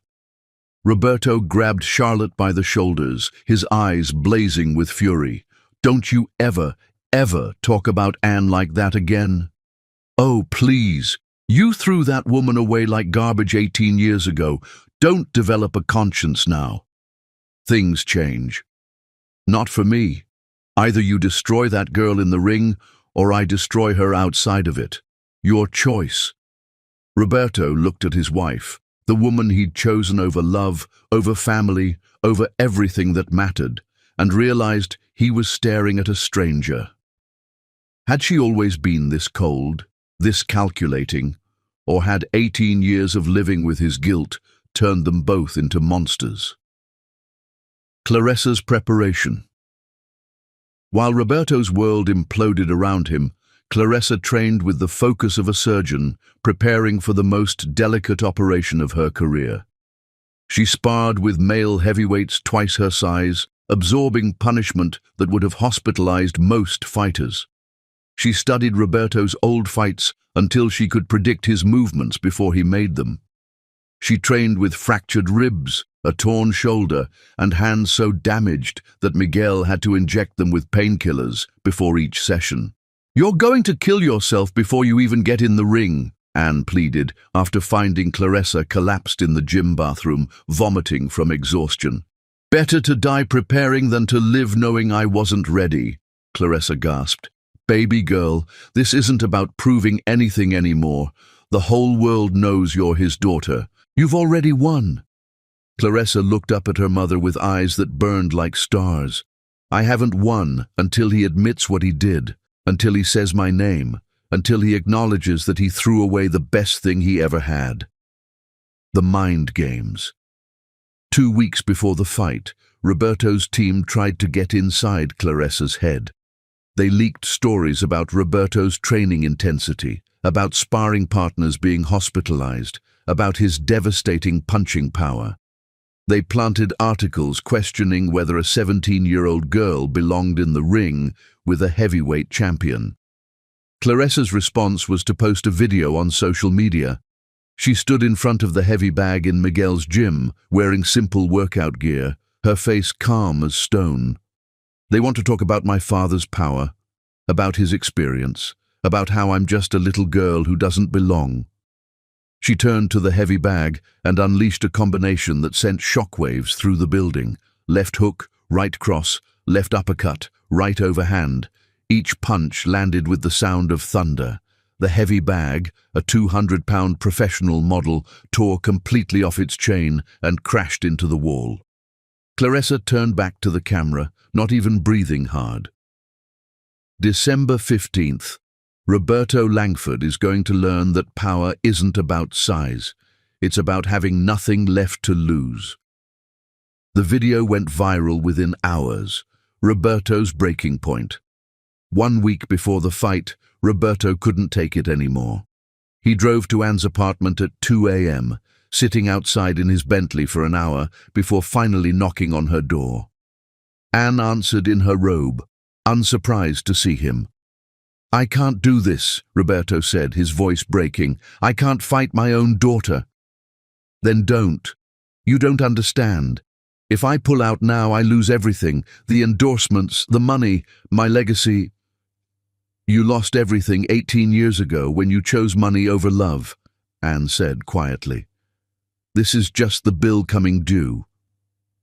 Roberto looked at the woman he'd destroyed, the woman who'd raised their daughter to be everything he'd failed to become.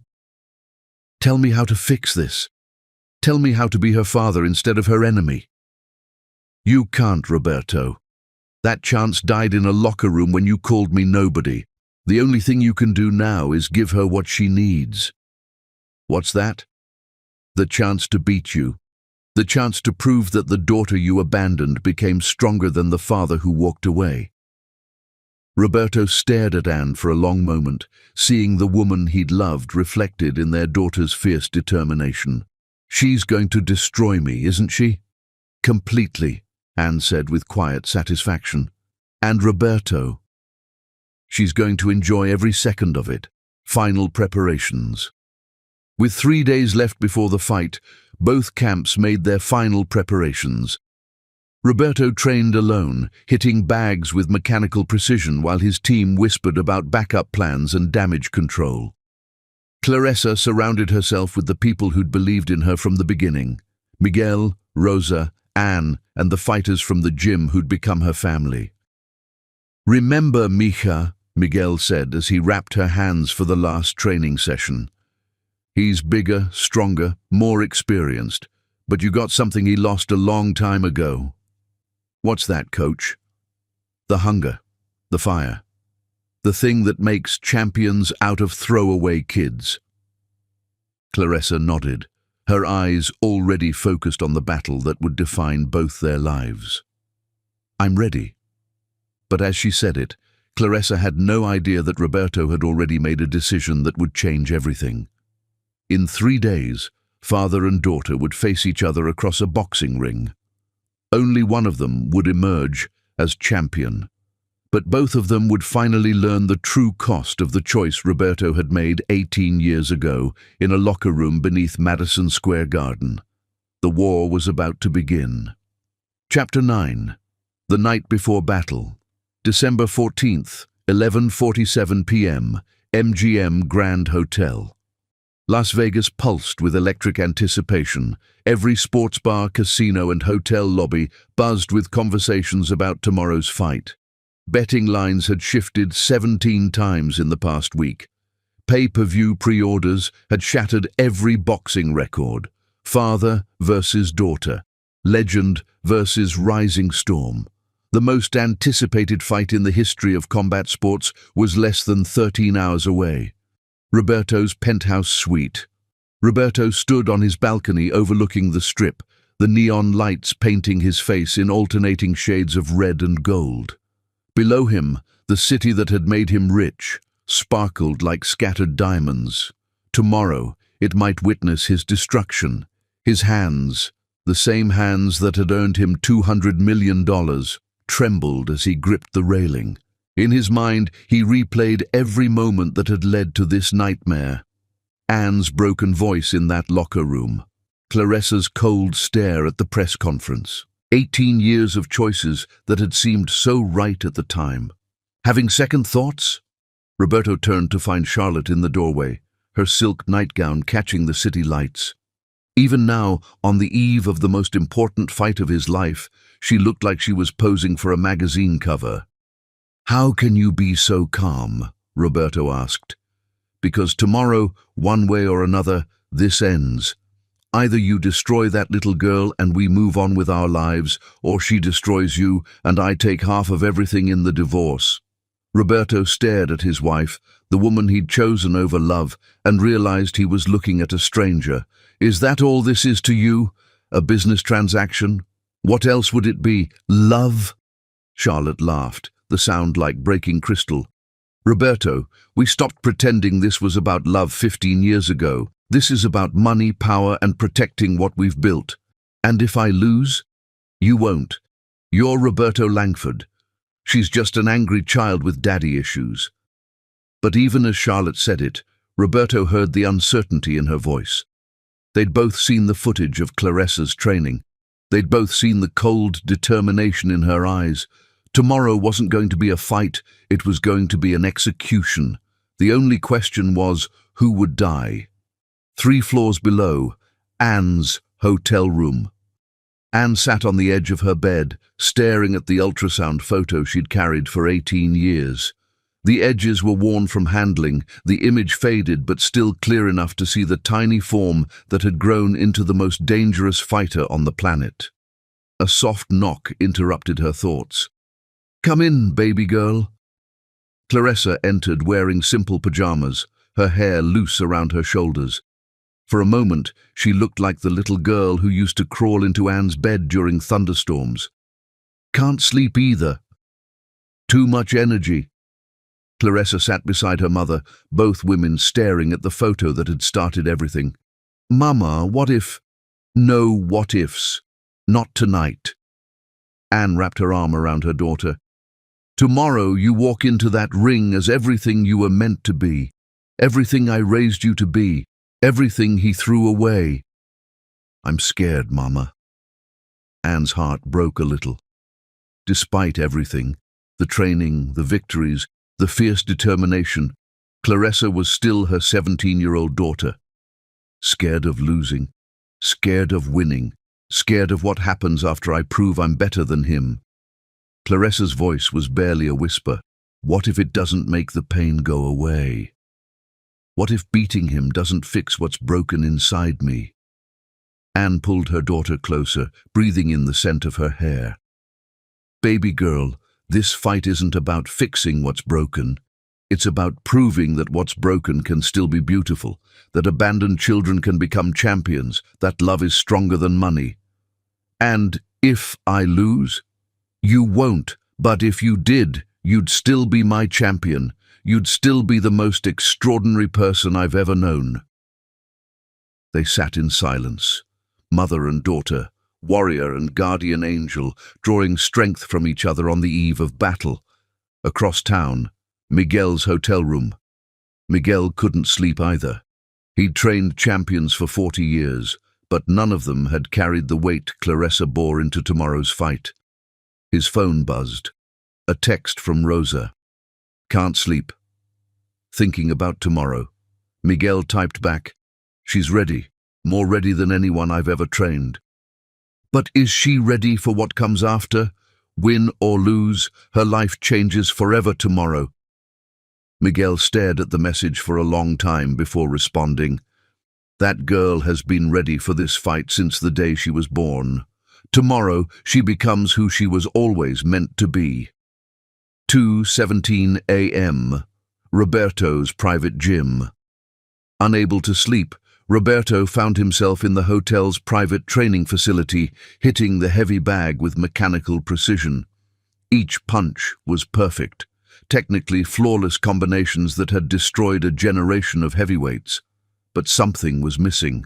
The fire, the hunger, the thing that had once made him unstoppable. You're up late. Roberto spun around to find Anne standing in the doorway. She looked older than her 36 years, worn down by 18 years of struggling alone. But her eyes still held the strength that had first attracted him all those years ago. Shouldn't you be with her? Making sure she's ready. She's ready. Question is, are you? Roberto unwrapped his hands slowly, buying time he didn't have. Why are you here, Anne? To ask you one last time, don't do this. Cancel the fight. Admit she's your daughter and try to build something real with her. You know I can't do that. Can't or won't.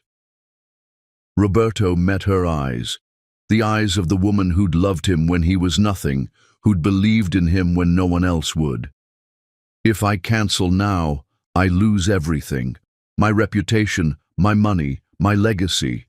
Charlotte leaves and takes half of what's left. I become a cautionary tale about a fighter who got old and weak. And if you don't cancel, I fight my own daughter on live television while the world watches. They stood in silence, the weight of 18 years pressing down between them. She's incredible, Anne. Watching her train, seeing her fight, she's everything I was at that age, but better, hungrier, more focused. She had to be. She didn't have the luxury of coaches and managers and million-dollar training camps. She had to become great with nothing but will and talent. Roberto's voice cracked. I want to be proud of her. I want to tell the world that she's my daughter, and I couldn't be more amazed by what she's become. But you're terrified she's going to destroy you. Aren't you? Anne smiled, and for a moment, Roberto saw the woman he'd fallen in love with 2 decades ago. Roberto, I've been waiting 18 years for our daughter to destroy you. It's going to be the most beautiful thing I've ever seen. As Anne turned to leave, Roberto called after her. What should I tell her? If I get the chance, what should I say? Tell her you're sorry. Tell her you were wrong. Tell her that walking away from us was the biggest mistake of your life. And if she doesn't forgive me, then you'll know exactly how I felt in that locker room when you called me nobody. 5:33 a.m. Clarissa's final preparation. Clarissa stood in front of the mirror in her hotel room, shadowboxing with fluid precision. Her reflection moved like liquid violence, every combination perfect, every movement calculated for maximum destruction. Miguel had texted her fight instructions. Remember everything we practiced. Stay disciplined. Don't let emotion override technique. Rosa had sent encouragement.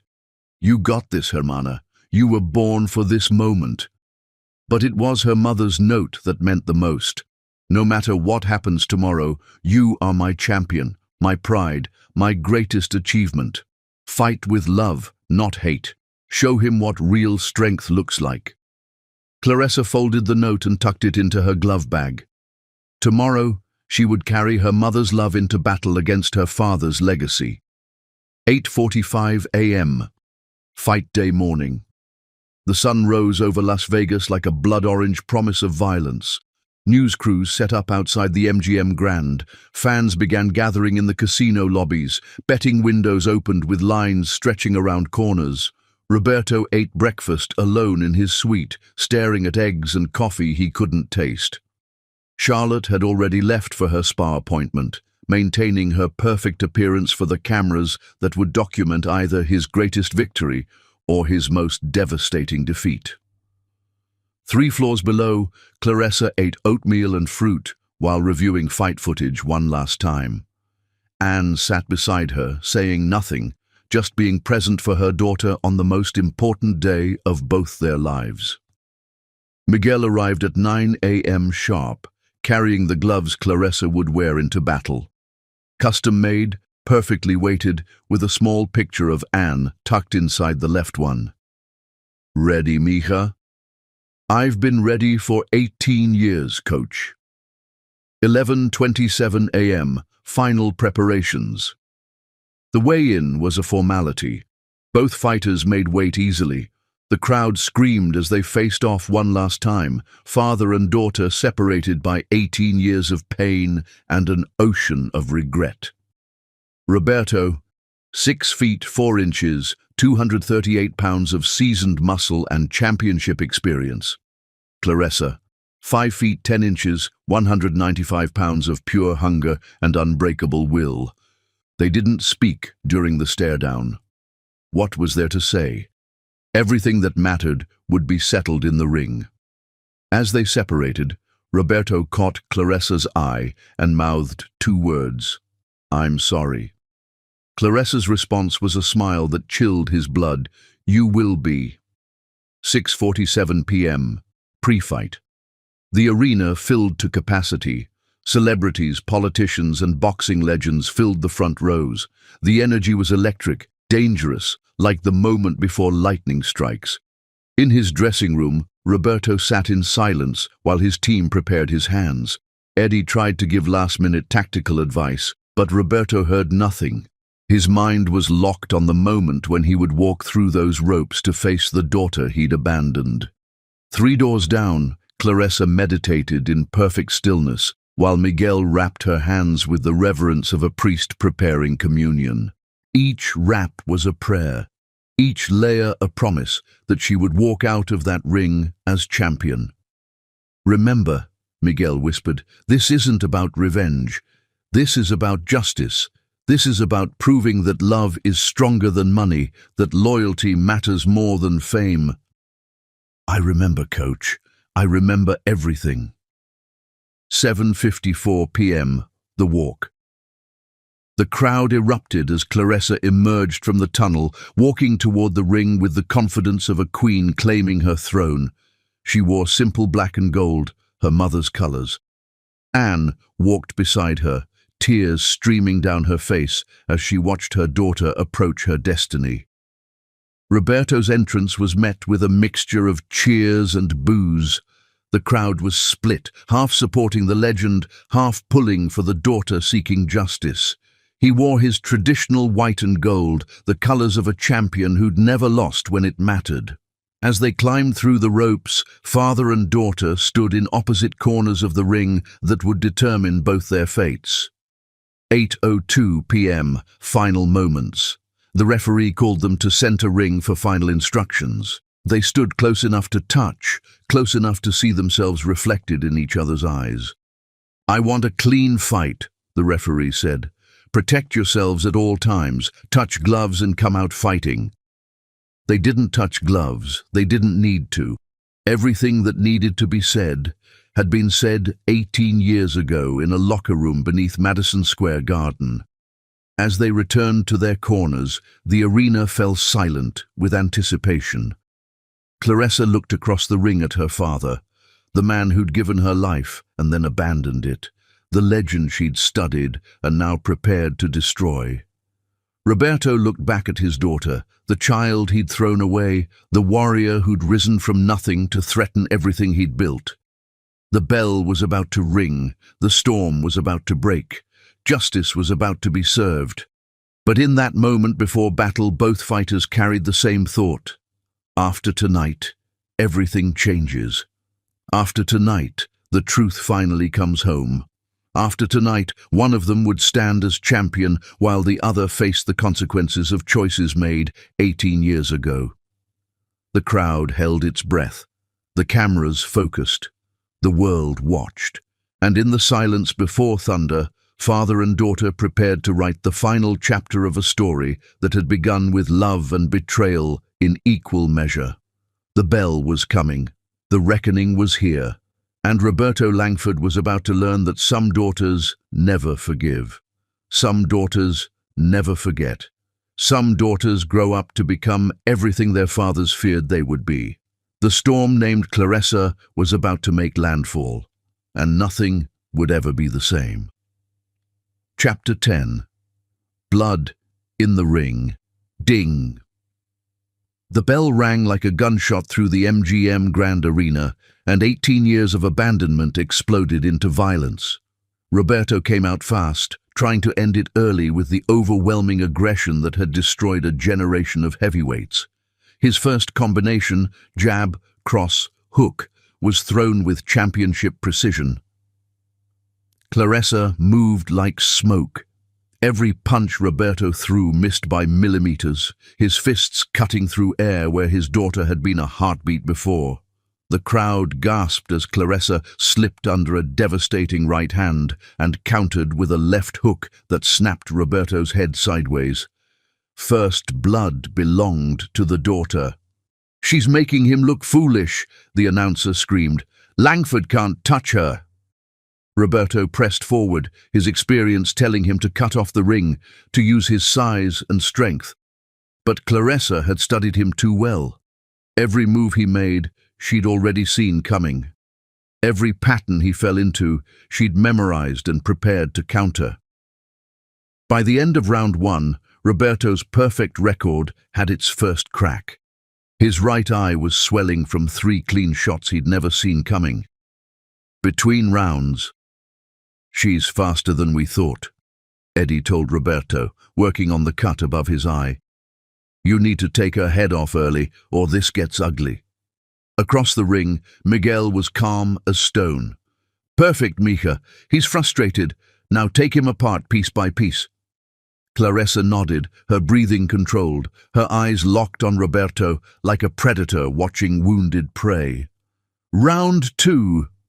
Roberto came out swinging with desperate fury, throwing bombs that would have flattened any other opponent. But Clarissa wasn't any other opponent. She was his daughter. She was his reckoning. She was everything he'd thrown away, grown strong and hungry for justice. Clarissa caught Roberto coming in with an uppercut that lifted him off his feet.